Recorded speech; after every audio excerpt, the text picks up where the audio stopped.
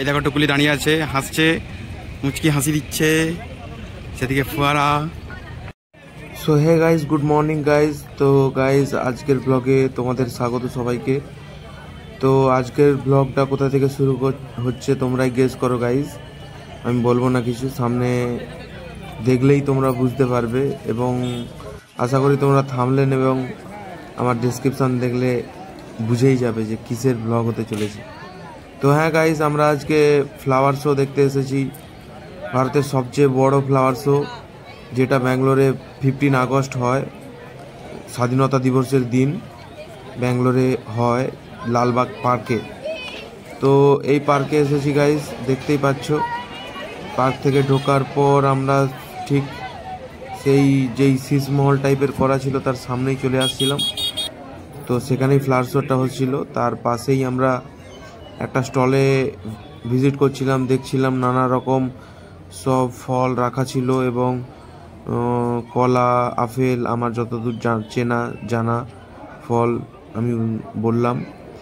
তো অনেক কিছু জিনিসই রাখা ছিল, তাঁবুর মতো এরকম 20-30টার মতো ঘর ছিল গাইস। তো গাইস দেখতে পাচ্ছ কীরকম সুন্দরভাবে সাজিয়ে রেখেছে। তো তারপর আমি দেখলাম যে মালয়েশিয়ার যে পাম ফল, সেই পাম ফলও রাখা ছিল গাইস। তো দেখতেই পাবে তোমরা সেই পাম ফল। তো তারপর আমরা সেই শীষমহলের সামনে চলে আসছিলাম, যার ভেতরে সেই ফুলের স্তম্ভটা তৈরি হয়েছিল ফ্লাওয়ার শোর দিন। এটা অ্যাকচুয়ালি গাইজ 15ই আগস্টের দিন। তো দেখতেই পাচ্ছ গাইজ গার্ডেনটা কত সুন্দরভাবে সাজানো ছিল। গার্ডেনটা আমরা দেখলাম, ঘুরলাম, অনেক ছবি তুললাম এবং আশেপাশে দেখতেই পাচ্ছ যে সবাই ছবি তুলছে। তো বৃষ্টি আসছিল, তাই সবাই ছাতা নিয়ে যাচ্ছিল। তো বেশি জোরে পড়ছিল না, আস্তে আস্তেই পড়ছিল, তাই আমাদের আর ছাতার দরকার হচ্ছিল না। তো এখানে গার্ডেনে কীরকম লাভের মতো ডিজাইন টাইপের ফুলের করা ছিল। এদিকে বি.আর. আম্বেদকরের ছবি ছিল। তো গাইজ তোমরা বি.আর. আম্বেদকরকে সবাই চিনে থাকবে হয়তো। তো এদিকে একটা ফুলের গার্ডেনিং টাইপের করা ছিল। তো এগুলো সব খুব সুন্দরভাবে ওরা করেছিল। তো এদিকে একটা জলের ট্যাঙ্ক দাঁড়িয়েছিল। তারপর এদিকে একটা সেই শীষমহলের ভিতর বি.আর. আম্বেদকর স্যারের একটা বড় স্ট্যাচু ছিল। তো তারপর আমি ভিডিওটা করলাম। তো প্রচুর ভিড় থাকার জন্য আমি ভালোভাবে করতে পারিনি গাইস, তার জন্য আমি দুঃখিত। তো দেখতেই পাচ্ছ গাইস কত সুন্দর ফুল দিয়ে আমাদের ভারতের জাতীয় পতাকাকে কত সুন্দরভাবে সাজিয়েছে গাইস। তো এটা পুরোটাই ফুল দিয়ে করা গাইস। তো সবাই দেখছিল, ছবি তুলছিল, আমরাও তুলছিলাম, আমরা ভিডিও বানাচ্ছিলাম গাইস।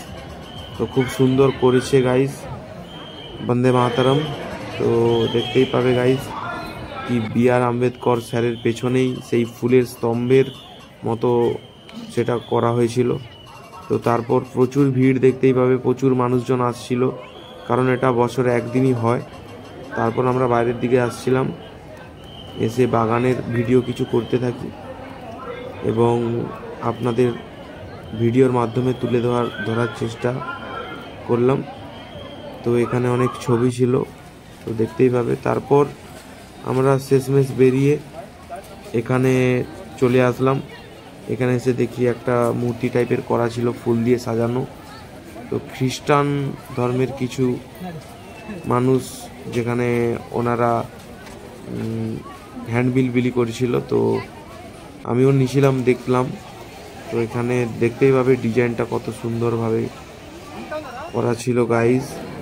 তো দেখো গাইজ, তো চলো গাইজ, যেতে যেতে অনেক কথা হবে। তো পাহাড়ের দিকে আমরা এগোই, তো চলো। তো গাইজ এটা উপরের পাহাড়, তো পাহাড় থেকে কিছুটা এরকম লাগে জায়গাটা।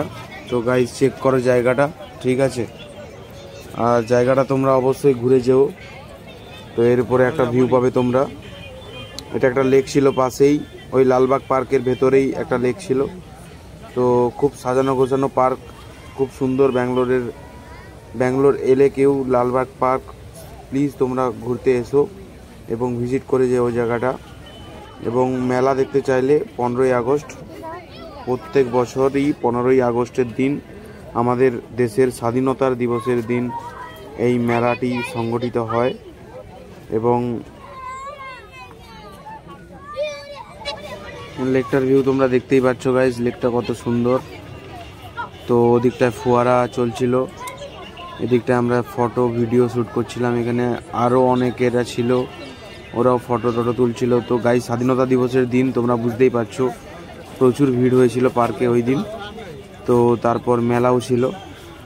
তো গাইজ আমাদের চ্যানেলের ভিডিও যদি ভালো লাগে প্লিজ চ্যানেলটিকে সাবস্ক্রাইব করে যেও গাইজ, এবং তোমরা চ্যানেলটিকে লাইক করো, কমেন্ট করে জানিও গাইজ কি ভুল হচ্ছে ব্লগিংয়ে। কিছু যদি আমার চেঞ্জ করতে হয় গাইজ, তোমাদের কথা শুনেই আমি সব কিছু করবো। তো লাইক, শেয়ার, সাবস্ক্রাইব গাইজ। তো থ্যাংক ইউ গাইজ, এখানেই আমার ব্লগটি শেষ করছি গাইজ, থ্যাংক ইউ।